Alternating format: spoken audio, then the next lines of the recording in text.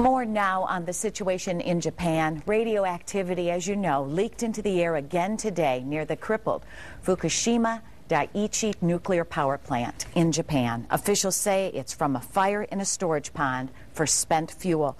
The fire is out, but officials say the pond may still be boiling, and they're making an exception to the new fly zone by asking for helicopters to spray water on it.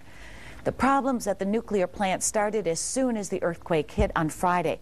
But why can't they be stopped? 24-hour News 8's Henry Erb helps to explain that. Usually water cools the fuel rods inside a nuclear reactor to maintain their temperature to about 500 degrees Fahrenheit.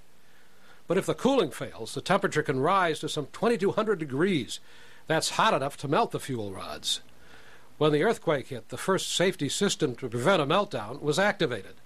Control rods rose into the nuclear reactor to stop the nuclear fission, but the fuel rods were still hot.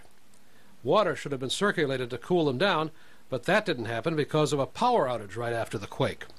So the second safety system turned on. The generator began spraying the rods with coolant. But an hour later, the emergency generator stopped, possibly because of the tsunami, which hit around that time. The third safety system, which converts steam traveling through the pipes into water, kicked in. But the water level went down, and the temperature continued to rise. All three safety measures had failed.